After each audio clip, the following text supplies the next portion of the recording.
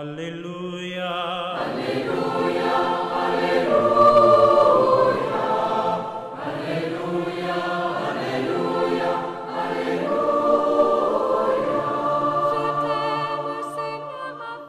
Bien-aimés dans le Christ, bonjour. Aujourd'hui, c'est le jeudi 27 février 2025 et ensemble nous allons méditer l'évangile de Saint Marc au chapitre 9, versets 41 à 50.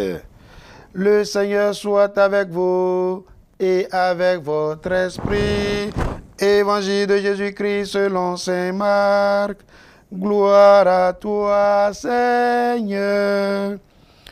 En ce temps-là, Jésus disait à ses disciples, « Celui qui vous donnera un verre d'eau au nom de votre appartenance au Christ, Amen, je vous le dis, il ne restera pas sans récompense.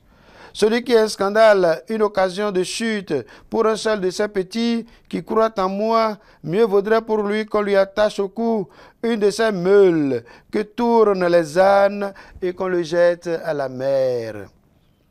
Et si ta mère pour toi une occasion de chute, coupe-la.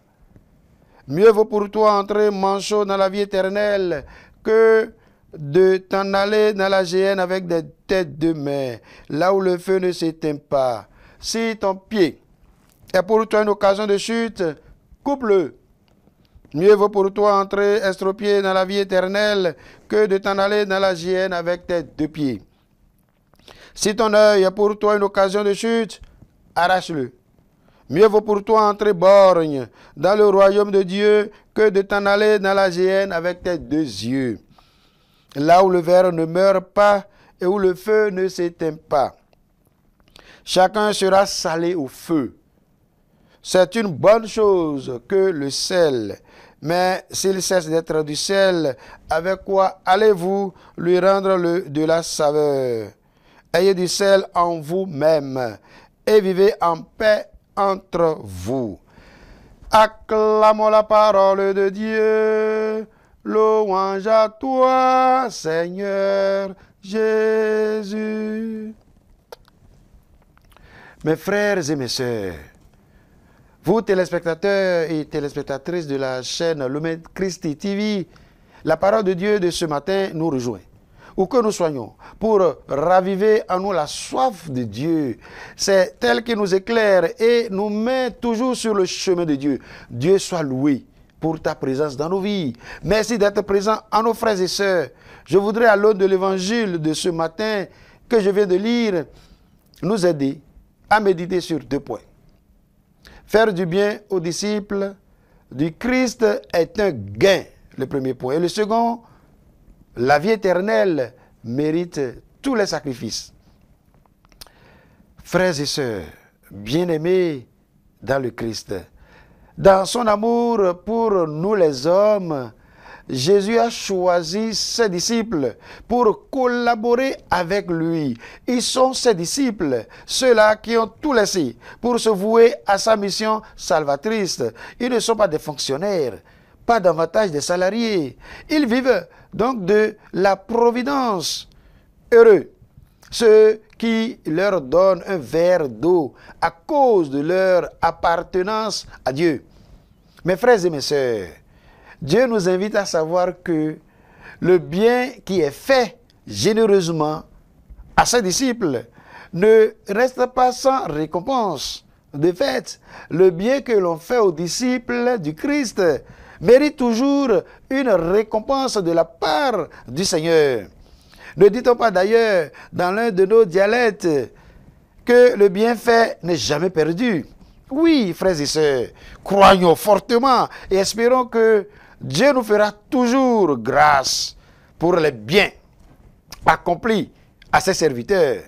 Ces derniers sont appelés à œuvrer pour la vie éternelle. Aucun sacrifice ne sera de trop pour la vie éternelle. Nous abordons ainsi, chers amis, le second et le dernier point. La vie éternelle mérite tous les sacrifices. Jésus, notre Maître, nous enseigne qu'il faut faire des sacrifices à tout prix pour entrer dans le royaume des cieux. Il est si important ce royaume qu'il vaut mieux entrer manchot que de partir séjourner dans la géhenne avec les deux mains Il vaut mieux entrer estropié dans le royaume des cieux que de s'en aller les 2 pieds dans la géhenne.